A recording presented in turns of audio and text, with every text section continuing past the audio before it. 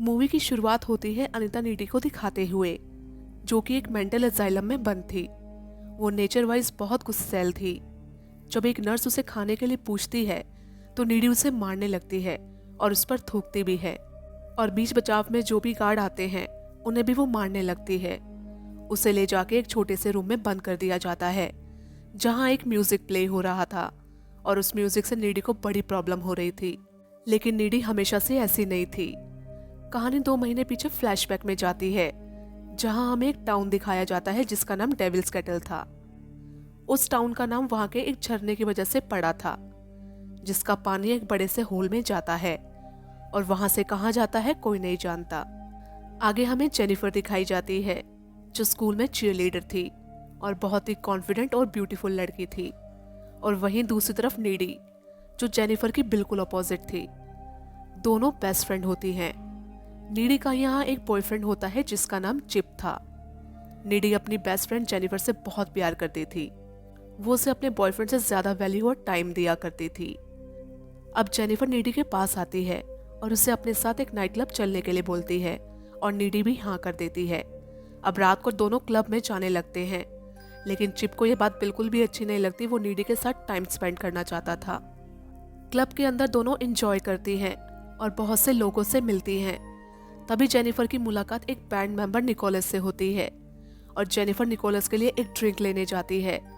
उसके जाने के बाद निकोलस अपने दोस्तों से जेनिफर के लिए कुछ गलत बोलता है, जिसे नीडी सुन लेती है, और उसे वो बिल्कुल भी पसंद नहीं आता। नीडी जेनिफर को निकोलस से दूर रहने के लिए बोलती है, लेकिन जेनिफर उसकी बातों को इग्नोर करने को बोलती है। तभी बैंड का परफॉर्मेंस स्टार्ट हो जाता है, और परफॉर्मेंस स्टार्ट होने के कुछ देर बाद क्लब में आग लग जाती है, जिससे भगदड़ मच गई थी। सभी लोग अपनी जान बचाने के लिए भागने लगते हैं। नीडी और जेनिफर भी वॉशरूम की खिड़की तोड़कर बाहर आ गई थी। बाहर आते ही निकोलस उन्हें मिलता है और जेनिफर को अपने साथ चलने के लिए बोलता है। नीडी इसके लिए मना करती है, लेकिन जेनिफर चलने के लिए हाँ कर देती है। जेनिफर निकोलस के साथ जाने लगती है, और नीडी बस दुखी होकर उसे जाते हुए देखती रहती है। नीडी को निकोलस पर जरा भी भरोसा नहीं था। वो घर आकर चिप को सारी बातें बताने लगती है। उसे जेनिफर की चिंता थी कि कहीं उसके साथ कुछ गलत ना हो जाए, कि तभी उसके डोर पर नॉक होता है, और डोर ओपन करने पर बाहर कोई भी नहीं था। वो दरवाजा बंद करके ऊपर जाने लगती है कि तभी उसे किचन से कुछ आवाजें आती हैं। वो जाकर देखती है तो जेनिफर वहां खून से लथपथ खड़ी थी, जो एक इविल स्माइल देने लगती है, और फिर फ्रिज से निकालकर कच्चा मीट खाने लगती है और जानवरों की तरह चीखने लगती है, और वहीं पर ब्लैक कलर की वॉमिट भी कर देती है और अपने घर वापस चली जाती है। अगली सुबह नीडी स्कूल में पिछली रात के बारे में सोचकर काफी परेशान थी। तभी जेनिफर वहां आती है, जो कि एकदम नॉर्मल थी। दोनों पिछली रात की बात को लेकर झगड़ने लगती हैं कि तभी प्रोफेसर वहां आते हैं और क्लब में मारे गए लोगों के बारे में बातें करने लगते हैं। जेनिफर प्रोफेसर की बातों पर हंस रही थी। नीडी को उसकी यह हरकत अजीब लग रही थी। नीडी सब कुछ जाकर चिप को बताती है। आगे हमें स्कूल की फुटबॉल टीम का कैप्टन जोनस दिखाई देता है, जो ग्राउंड में खड़ा था। जोनस अपने दोस्तों की मौत से बहुत दुखी था। तभी जेनिफर वहां आती है और उसे दिलासा देने लगती है और अपने साथ जंगल में ले जाती है। अंदर जाकर जेनिफर उसे किस करने लगती है, और सभी जंगली जानवर वहां इकट्ठा होकर उन्हें देख रहे थे।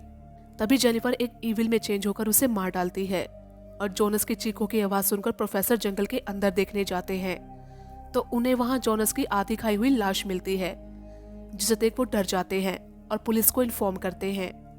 रात में नीडी और जेनिफर एक दूसरे से फोन पर बात करते हैं। नीडी टाउन में हो रही मौतों से परेशान थी, लेकिन जेनिफर को इन सबसे कोई फर्क नहीं पड़ रहा था।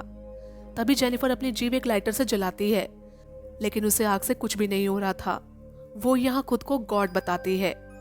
अगले दिन स्कूल में सभी जोनस को श्रद्धांजलि देते हैं। अब क्लास में प्रोफेसर स्टूडेंट्स को बताते हैं कि लो शोल्डर बैंड का शो इतना फेमस हो गया है कि अब वो एक एंथम बन चुका है। बैंड अपनी कमाई का कुछ हिस्सा मरने वालों की फैमिली को दे देंगे। नीडी कहती है कि वो लोग झूठे हैं और उन्होंने तब कोई मदद नहीं की थी जब वो मौके पर मौजूद थे। लेकिन क्लास की एक लड़की बैंड को सपोर्ट करती है, जिससे नीडी की बहस होने लगती है। अब क्लास खत्म होने के बाद एक कॉलिन नाम का लड़का जेनिफर को मूवी डेट के लिए पूछता है, लेकिन जेनिफर मूवी के लिए मना कर उसे कहीं और चलने के लिए बोलती है। अब रात को जेनिफर कॉलिन को मैसेज कर एक सुनसान सी जगह पर बुलाती है, जहाँ काफी सारे घर थे। जेनिफर एक घर में उसे बुलाती है और वहां जाकर कॉलिन देखता है कि जेनिफर की आंखों का कलर चेंज हो गया है।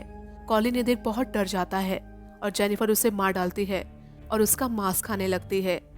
आगे हम नीडी को देखते हैं जो चिप के साथ टाइम स्पेंड कर रही थी, लेकिन तभी उसे जेनिफर के विजन्स आने लगते हैं।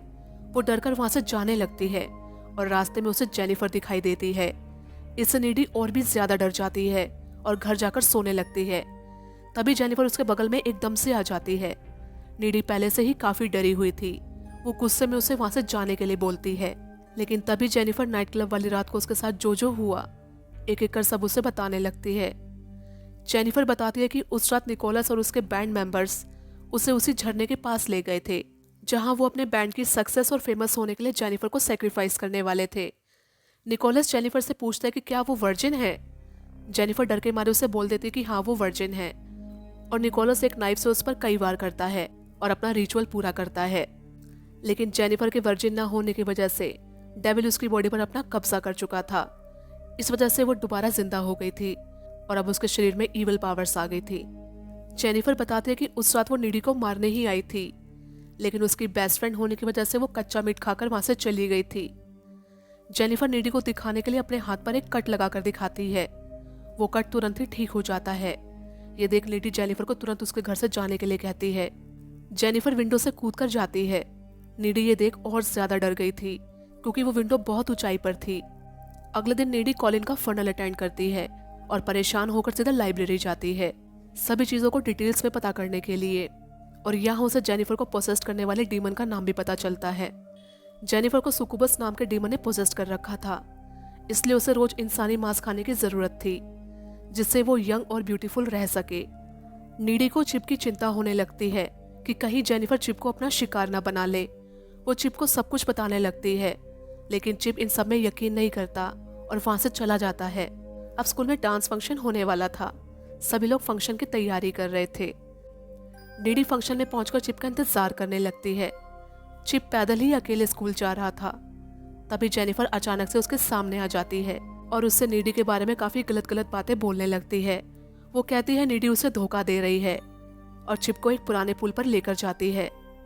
दूसरी तरफ नीडी को चिप की चिंता हो रही थी, इसलिए वो परेशान होकर चिप को ढूंढने के लिए निकल पड़ती है।